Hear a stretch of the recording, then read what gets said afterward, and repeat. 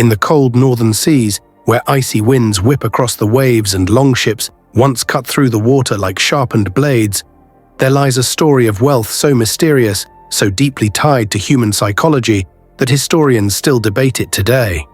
The Vikings were known as raiders, explorers, and traders, but behind their fearsome reputation lies a forgotten chapter, the strange and fascinating world of their hidden money and the minds that shaped their obsession with plunder. This wasn't just looting for survival.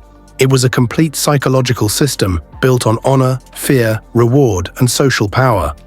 And the more we uncover about their buried silver, their secret hoards, and their cultural values, the more we realize the Vikings were not merely barbarians of the north, but masters of wealth psychology long before modern economics existed.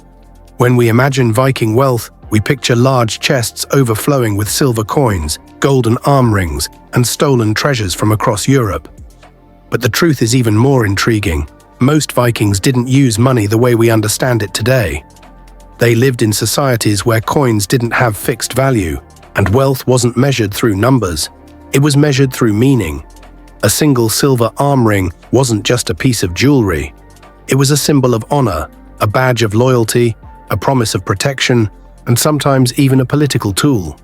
A Viking chieftain would reward his warriors with precious metal, not because it held economic value, but because it created psychological bonds. Receiving treasure meant you were valued, respected, and tied to your leader through a chain stronger than iron. And for the chieftain, giving away wealth made him more powerful, not less. The more generous he appeared, the larger his following grew. This strange cycle created a system in which wealth circulated constantly, but almost never stayed in one place. Yet at the same time, the Vikings were obsessed with hiding their money. Archaeologists have discovered thousands of Viking hoards buried deep underground: silver coins from Arabia, bracelets from Ireland, hacksilver from England, and gold from Central Europe. These hidden treasures were carefully buried during raids, wars, or uncertain times, and for reasons we still don't fully understand, most were never claimed again. Imagine the psychology behind this. A Viking risking his life, raiding faraway lands, returning home with silver earned through violence and fear, and then choosing to bury it beneath a quiet field without telling anyone. Many historians believe that Vikings buried their wealth not as savings for later, but as a ritual act, a form of spiritual protection, or a symbolic claim to the land. Others argue it was a form of ancient banking: hide it, mark the spot in memory, and return when times are calmer. But the number of abandoned hoards suggests something deeper. Perhaps the owners died in battle or were forced to migrate. Or perhaps the psychology of plunder created a mindset where money mattered only while it was being taken, not after it was earned. To understand Viking wealth, we must explore the psychology of plunder itself. Raiding wasn't random. It was a calculated action built on social status. When a young warrior joined a raid, he wasn't just after treasure. He was hunting reputation. In Viking culture, fame, what they called drengskapa, was more valuable than gold. A man who fought bravely and returned with treasure became a symbol of strength. People respected him. Women sought him. Leaders trusted him. This desire for honor created an emotional engine behind the raids. The thrill of danger, the reward of wealth, and the praise of society combined into a powerful psychological cycle that made plundering feel like destiny. The Vikings weren't addicted to silver, they were addicted to the meaning behind silver. Another psychological piece lies in the way Vikings viewed risk. Modern economics tells us people are cautious with danger, but the Vikings were the opposite. They believed in fate, in the idea that your death was already written. If they were destined to die, it would happen regardless of their choices. This belief removed fear from decision-making and allowed them to take risks that terrified others. Boarding a ship to sail into unknown waters was not seen as reckless. It was seen as honorable, and the chance to gain plunder made the danger worthwhile. This fatalistic mindset shaped their economy. It created a culture where taking wealth was more important than keeping it. The value was in the act, not the aftermath. But the forgotten money of the Vikings also reveals something unexpected. They were global traders long before Europe truly connected. Viking silver hoards contain coins from Persia, silk from China, beads from the Middle East, and jewelry crafted by skilled artisans in France. The Vikings didn't just raid, they traded across continents. They moved along rivers, seas, and ancient routes, exchanging furs, slaves, amber, and iron for luxury goods. Their wealth network stretched from the frozen fields of Norway to the markets of Baghdad. And yet, despite this vast commercial reach, they continued to bury their wealth in remote farmlands. This contradiction, the global trader who hides silver under a tree, shows how complex their psychology was. Wealth gained through trade was used differently from wealth gained through plunder. Trade wealth was for resources, alliances, and survival. Plunder wealth was tied to identity, pride, and emotional reward. One of the most mysterious aspects of Viking wealth is hacksilver. Instead of using coins, Vikings often cut silver into pieces.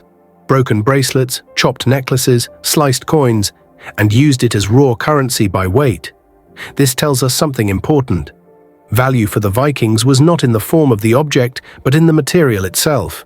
It also suggests they didn't fully trust standardized money systems.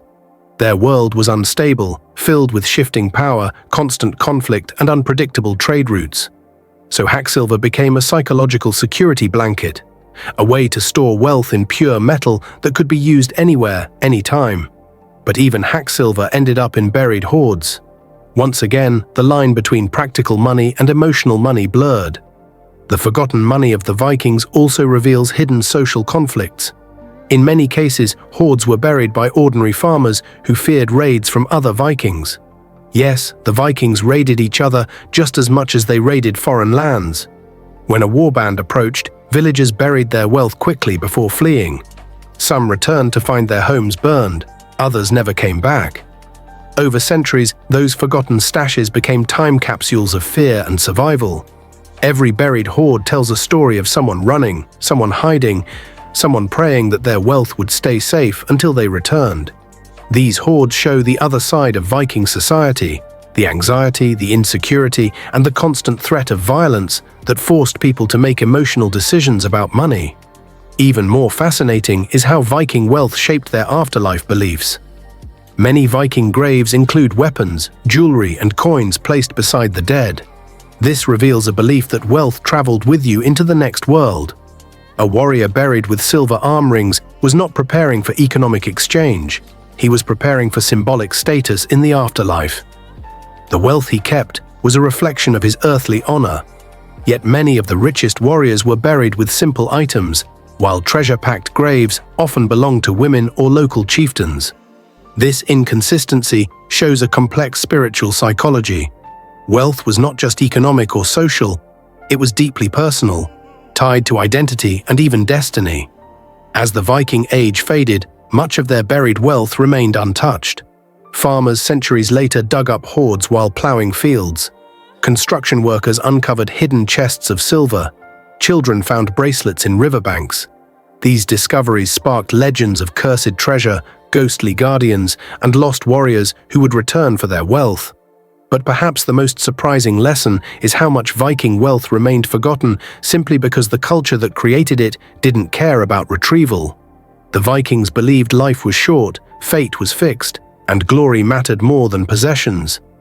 Their money reflected that philosophy. Treasure was a tool for power, a marker of loyalty, a gift to the gods, and a symbol of courage. But it was never the center of their lives. Today, when we study the psychology behind Viking wealth, we discover a civilization that saw money not as currency, but as meaning. Every coin, every broken bracelet, every hidden hoard is a piece of a larger story. A story of risk, honor, fear, ambition, spiritual belief, and emotional reward. The Vikings didn't just collect treasure, they created a culture around treasure. A culture where wealth was earned violently but valued emotionally. A culture where hoarded silver was forgotten not because it lacked worth, but because its worth was already fulfilled the moment it was taken. And a culture where the psychology of plunder shaped not just the economy, but the identity of an entire people. In the end, the forgotten money of the Vikings teaches us something timeless about human nature. Wealth is never just wealth. It is pride, survival, legacy, and sometimes even a prison of our own emotions. The Vikings understood this better than most civilizations in history. And that is why their hidden treasures still speak to us today. Not through the value of the silver, but through the minds of the people who once buried it beneath the cold northern earth.